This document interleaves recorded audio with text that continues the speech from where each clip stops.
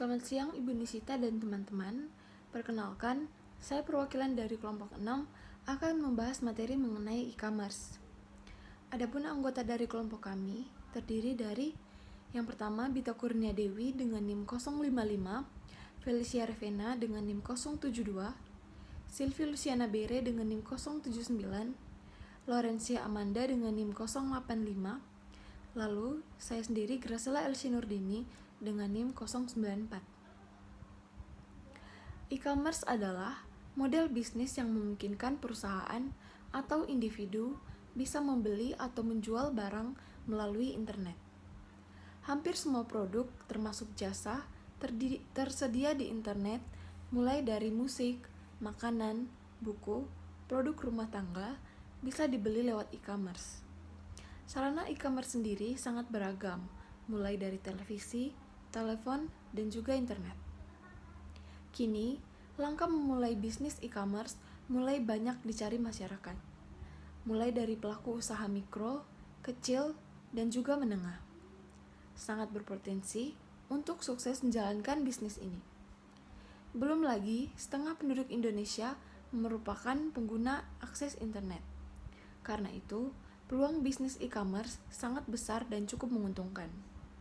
Dalam penggunaannya, ada beberapa langkah yang bisa dilakukan untuk menjalankan bisnis e-commerce yang maksimal.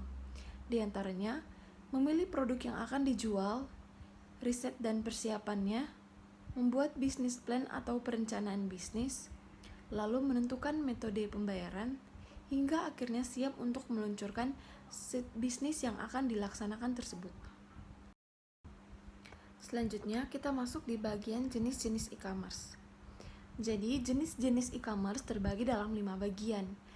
Yang pertama itu ada business to business. Jadi, website business to business ini melakukan kegiatan transaksi elektronik antara perusahaan satu dengan perusahaan lainnya. Website jenis ini umumnya digunakan oleh produsen dan grosir atau grosir dan pengecer. Lalu yang kedua ada business to customer. Jadi, business to customer ini adalah kebalikan dari business to business. Website jenis ini melakukan kegiatan transaksi online antara produsen atau perusahaan dengan konsumen akhir. Bisnis ini juga berhubungan langsung dengan konsumen perorangan atau grup dan bukan dengan perusahaan atau bisnis lainnya. Lalu yang ketiga ada customer to customer. Website ini mengusung model bisnis yang melibatkan transaksi antar konsumen. Kedua pihak tidak bertemu secara langsung, namun hanya lewat platform online pihak ketiga. Ini contohnya ada tokopedia.com dan bukalapak.com. Lalu yang keempat ada customer to business. Jadi customer to business adalah kebalikan dari customer to customer. Website jenis ini melibatkan transaksi dari konsumen ke perusahaan. Jadi, konsumen akan menawarkan produk atau jasa kepada perusahaan yang membutuhkannya. Lalu yang terakhir ada business to administration. Jadi, website ini mencakup kegiatan transaksi online yang terjadi antara perusahaan dengan administrasi publik. Jenis e-commerce ini sendiri melibatkan layanan pemerintah. Jadi contoh business to administration ini adalah pajak.go.id atau ada juga BPJS Ketenagakerjaan.go.id. Selanjutnya, sistem sosial yang dipengaruhi oleh e-commerce.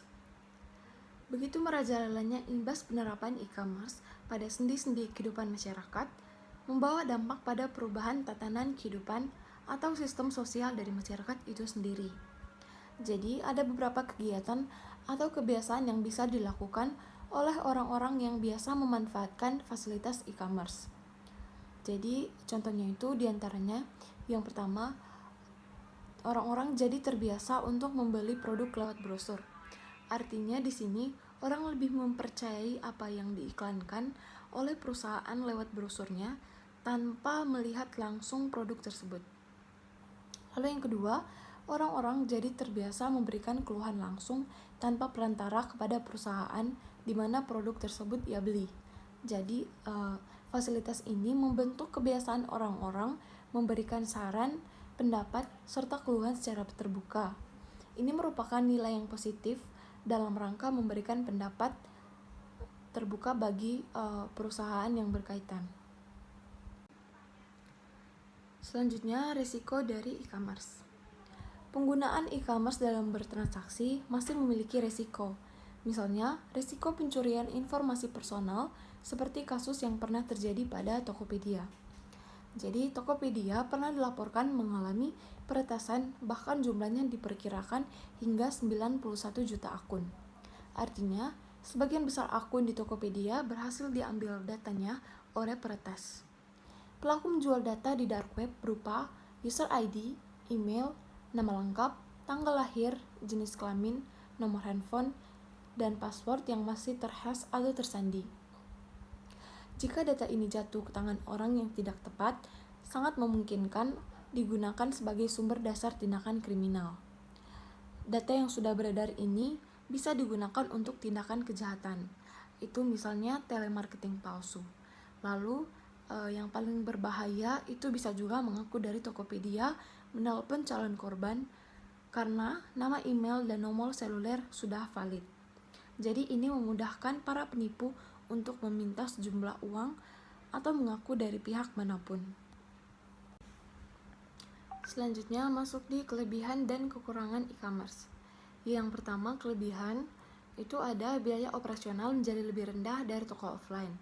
Lalu yang kedua, e-commerce bisa mendatangkan konsumen dengan jangkauan yang lebih luas. Yang ketiga, toko online bisa buka 24 jam. Yang keempat, lebih mudah dikembangkan dari bisnis offline. Yang terakhir, aset pemasaran yang murah dan mudah dijangkau karena adanya bantuan dari teknologi itu sendiri. Lalu yang kedua, kekurangan dari e-commerce. Yang pertama, membutuhkan jaminan keamanan dan perlindungan dari penipuan karena dalam penggunaannya itu rawan terjadi pencurian data. Lalu yang kedua, tingkat pengembalian barang lebih tinggi. Selanjutnya, persaingan yang tinggi. Dan juga orang-orang jadi kurang bersosialisasi karena fasilitas yang ditawarkan internet dan e-commerce biasanya membuat orang jadi bersifat individualis. Selanjutnya, kita masuk di kesimpulan. Penggunaan e-commerce dalam kehidupan memudahkan masyarakat dalam melakukan kegiatan bisnis dimulai dari penjualan, pembelian, periklanan, pendistribusian, hingga hiburan. Selain penggunaan yang mudah dan jangkauan yang luas, e-commerce juga mempermudah pelaku bisnis untuk memperluas pangsa pasarnya. Jadi, penggunaan e-commerce juga memacu adrenalin para pengusaha untuk mengembangkan e-commerce secara aktif karena pemanfaatan internet yang cukup menguntungkan perusahaan.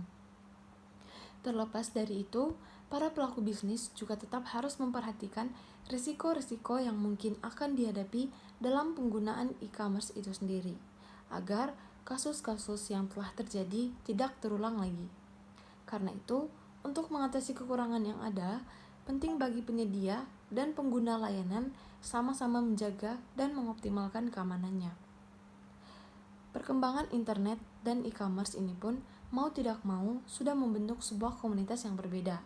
Minimal dari segi communication culture atau lifestyle, ini secara langsung atau tidak langsung sudah merubah tatanan dan sistem sosial masyarakat pada umumnya. Jadi sekian presentasi dari kelompok kami, terima kasih.